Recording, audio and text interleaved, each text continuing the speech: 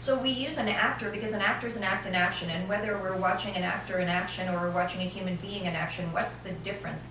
When an actor does something on screen to get paid, to get seen, to get famous, to get another job, the actor is more important than he, the character. And you will be able to identify the lie of the mind of an actor pretending that he's doing what the script says. And when you see what's working, you will see that the character and the actor become synonymous.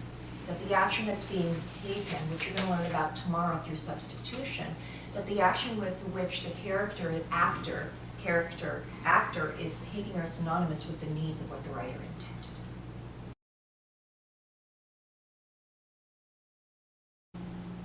If it's not life or death, if you don't have a 100,000-foot drop here and here, if you can leave, you're not playing.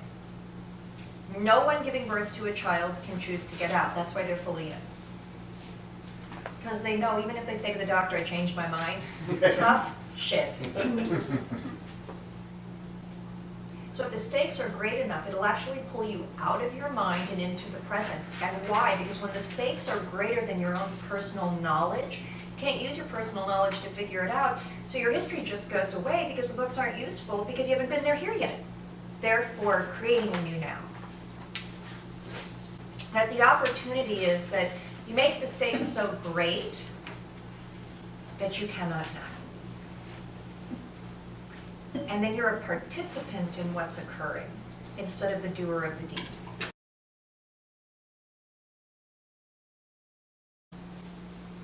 Here's the #1 biggest mistake that all actors and directors, writers writing, but actors and directors once it's written, make.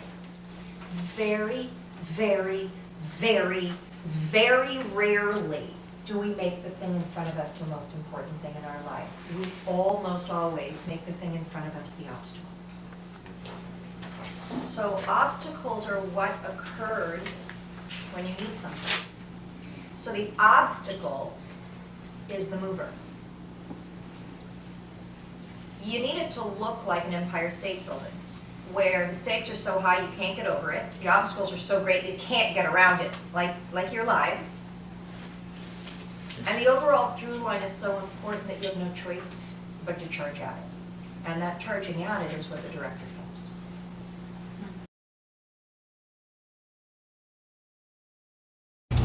When you take an action that's impossible, what happens in that moment?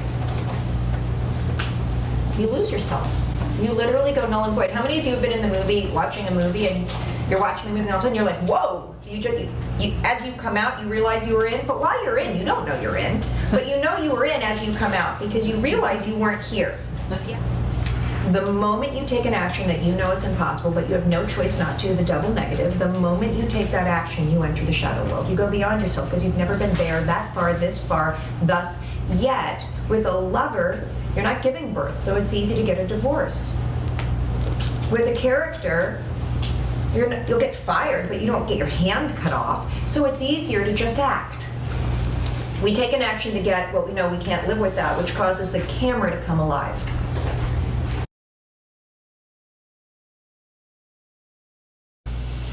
So you'll start to understand that if you put in front of you what you need, the obstacle of why you can't have it, and the action to get it, the first thing you do is lose your ability to communicate.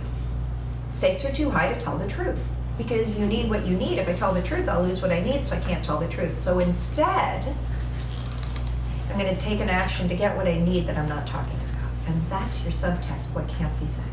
And if the stakes aren't that high, you can just say it. You're at home alone by yourself, you can say, I need to fart and fart. Because the stakes are that high, you don't care. You're not going to stop dating yourself because you farted. So you can't say the obstacle. You have to push the obstacle down, which creates a pathology. And that pathology can't come out. But the pathology that you're covering creates a mode of transportation with which to get what you need while they don't find out that you really want their job, because that you think if they think you really wanted their job, then you'd be needy because you don't already have a job, so they don't want to give it to you. And all that's going on while you're talking to them, which is why you can't hear them at all.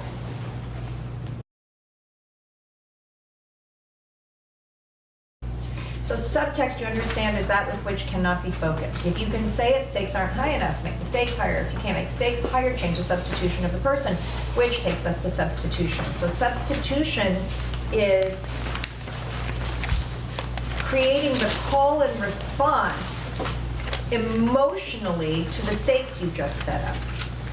So the human behavioral emotions and human emotional behaviors directly related to the need, loss, and action.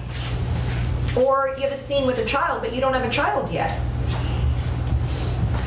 But you have a goldfish that you really feel maternal to. And that goldfish becomes your child. So that you're actually calling into form the emotional response and behaviors of what the writer intended. We never, ever, ever, ever, ever play what the writer wrote. The who am I is not something you're ever going to act again. The who am I really doesn't exist as one of the trains. It becomes the train of thought. The who am I is the perception other people have of you at the end of the movie that say, oh, that's what she is. You don't get to have a perception about yourself. You get to have a blackboard on the board, which is how you live your lives. Peeps. That says, who am I? I'm a therapist. I'm a single mom. I'm in my 50s. I like hats. I take the kids to school. I wake up late and I have a drinking problem. This becomes the tools with which I get to protect myself or take action against you or to get what I need. It's an imposter idea to think you know who someone is. Right. Let your behavior have your, what you behave, you have it and it's yours. Let it tell you. You get to see who you are, you don't get to say who you are. Don't you in your life see who you are by what you produce? You don't get to say who you are.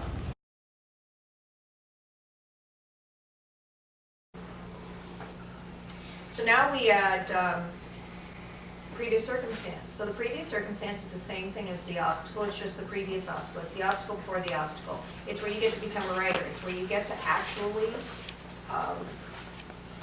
write a page before the scene. Now look, you don't get to write what you want. There's no such thing as backstory, weirdos. What would be the previous circumstance to making it impossible to begin? How many of you on your way on a date or something high stakes go like this? Oh, I can't wait to go do that. It's all going to work out so well and everyone's going to love me. I can't wait to go play. How many of you on your way to that audition that's life-altering for you if they take you are thinking of all the things that could go wrong and the things you could do to make sure they don't? Why would your characters do any less? Backstory prevents you from being present to all of that.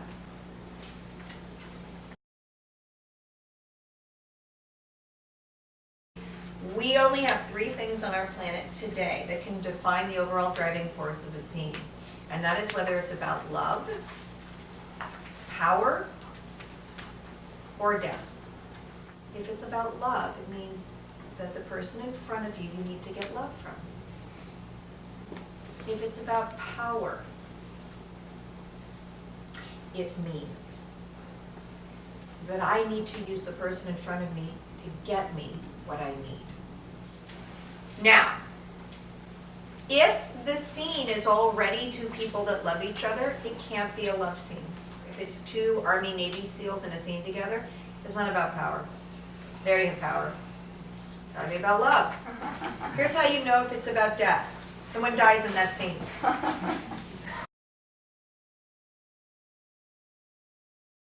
But need, loss, and action is chasing differently, but chasing them the same, which creates the propeller, which creates the flow, which creates life. That's how you go from no thing into something. Need, loss, and action. No need, no loss, no action. If you have need and action, you got nothing. If you have loss and action, you got nothing. If you have loss and need, you've got nothing. All 3 have to be working in unison. Now, I will tell you that it is so true to your life that it's impossible to see because you are it. You don't think it. It is what makes you. It is why you behave. It is why you are. It is who you are. It is how you are.